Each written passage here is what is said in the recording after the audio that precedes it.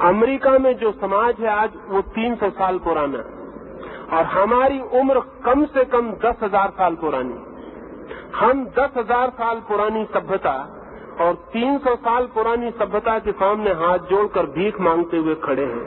न हमें शर्म आती, न हमें चिंता पैदा होती, न हमें घबराहट होती, न हमें ऐसा लगता कि हम ये क्या कर रहे हैं। दुनिया में भिखारी तो सदा रहे हैं, लेकिन कोई पूरा देश भिखारी हो सकता है, इसका उदाहरण हमने पहली बार उपस्थित किया है। आज हर चीज की हमें भीख चाहिए। इस भीख के बिना हम जी नहीं सकते। ये कब तक चलेगा? ये कैसे चल सकता है? ये तब तक चलता ही रहेगा जब तक भविष्य को निर्मित करने की हमारे पास कोई दृष्टि नहीं, कोई फिलसफी नहीं जिसमें हम भविष्य को बनाने के लिए आतुर हो जाएं। हम सिर्फ पीछे की बातें करते रहेंगे तो भविष्य को निर्मित कौन करेगा? हम सिर्फ गुणगान करते रहेंगे अतीत का तो भविष्य के लिए श्रम कौन करेगा? तो मैं युवा आदमी का पहला लक्षण मानता हूं भविष्य के लिए उन्मुखता, और बूढ़े आदमी का लक्षण मानता हूं अतीत के प्रति लगाव। जिस आदमी के मन में भी भविष्य के प्रति लगाव है, उसकी उम्र कुछ भी हो, वो जवान, और जिस आदमी के मन में भविष्य की कोई कल्पना ही नहीं है और सिर्फ अतीत का गुणगान है, उसकी उम्र कुछ भी हो, वो बूढ़ा है। तो मैं ये आपसे कहना चाहूंगा कि भारत में अभी भी जवान आदमी बहुत कम। एक दूसरी बात भी आपसे कहना चाहूंगा, बूढ़ा आदमी मृत्यु से भयभीत होता है स्वभावतः। मौत करीब आती है तो बूढ़ा आदमी मृत्यु से डरने लगता है। जवान आदमी का लक्षण एक ही है कि वो मौत से घबराता ना हो। अगर जवान आदमी भी मौत से घबराता हो तो उसका मतलब इतना ही हुआ कि वो बहुत पहले ही बूढ़ा हो गया।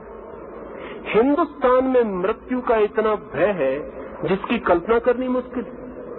होना सबसे कम चाहिए, क्योंकि हम अकेली कौम है सारी दुनिया में जिनका ऐसा मानना है कि आत्मा अमर है और मरती नहीं। हम सारी दुनिया में ये कहते रहे हैं कि आत्मा अमर है और मरती नहीं। ये बात सच, आत्मा अमर है और मरती नहीं, लेकिन कहने से ये बात सच नहीं होती।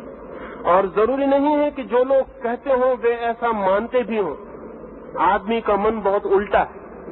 असल में जो आदमी मरने से डरता है वो भी कह सकता है कि आत्मा अमर है, और अपने मन को समझाने के लिए आत्मा की अमरता के सिद्धांत का उपयोग कर सकता है। हिंदुस्तान को देखकर ऐसा लगता है कि हम मरने से तो बहुत डरते हैं और साथ ही आत्मा के अमरता की बात भी किए चले जाते हैं। अक्सर ऐसा होता है कि बूढ़ा आदमी मंदिर में बैठकर आत्मा के अमरता का शास्त्र पढ़ने लगता है।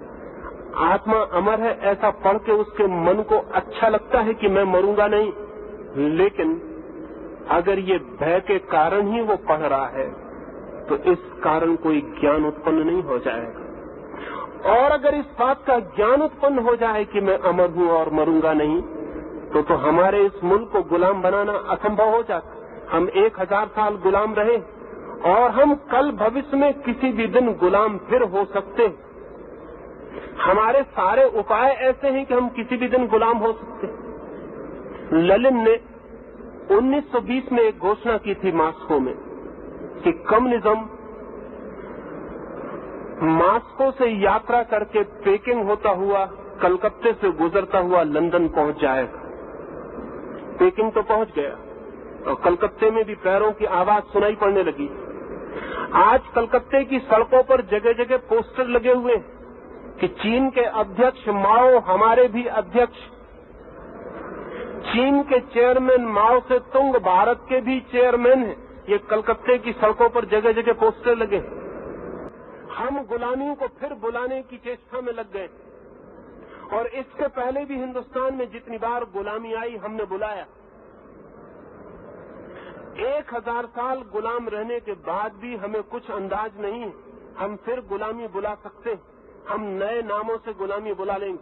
कम्युनिज्म हिंदुस्तान के लिए गुलामी सिद्ध होगी, और आज बंगाल में जो दिखाई पड़ रहा है कल पूरे हिंदुस्तान में दिखाई पड़ेगा।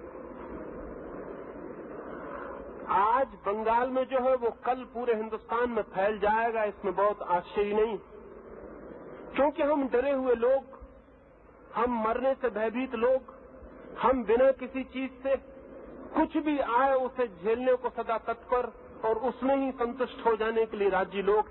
बूढ़ा आदमी भय के कारण हर चीज से राजी हो जाता है, जवान आदमी लड़ता है। जवान आदमी जिंदगी को बदलने की कोशिश करता है, बूढ़ा आदमी जिंदगी जैसी होती है उसके लिए राजी हो जाता है। बूढ़ा आदमी कहता है सब भाग्य, जवान आदमी कहता है भाग्य हमारे श्रम के अतिरिक्त और कुछ भी नहीं। बूढ़ा आदमी कहता है जो भी कर रहा है भगवान कर रहा है, जवान आदमी कहता है जो भी हम करेंगे भगवान का आशीर्वाद उसे उपलब्ध होगा। जवान आदमी एक संघर्ष और बूढ़ा आदमी एक संतोष, एक सेटिस्फैक्शन।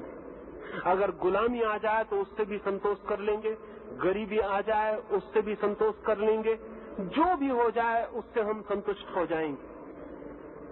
संतुष्ट अगर हमने होने की आदत नहीं बदली तो इस मुल्क को भविष्य में और भी महाअंधकार देखने के क्षण आ सकते हैं। मैं अभी बंगाल में था, तो बंगाल में जो मुझे दिखाई पड़ा, चाहता हूं पूरे मुल्क के एक एक युवक को कह दूं कि वो गुलामी को निमंत्रण है और बंगाल राजी हो जाएगा। बंगाल में 10-25 आदमी अगर एक सड़क पर एक पुलिस वाले की हत्या कर रहे हैं तो पूरे लोग अपने दरवाजे बंद करके बैठ रहेंगे।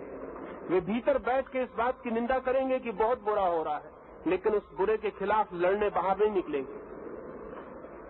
अगर एक बस में आग लगाई जा रही तो यात्री बस में चलने वाले उतर के नीचे खड़े हो जाएंगे और खड़े होकर चर्चा करेंगे बहुत बुरा हो रहा है, लेकिन कोई उन आग लगाने वाले 5 आदमियों को रोकने की हिम्मत नहीं जुटाएगा। इतनी कायर कौम कैसे जवान हो सकती, इतना कमजोर चित्त कैसे जवान हो? पूरा बंगाल देखता रहेगा, थोड़े से लोग बेवकूफियां करेंगे और पूरा बंगाल झुक जाएगा और आज नहीं कल पूरा हिंदुस्तान झुक जाएगा।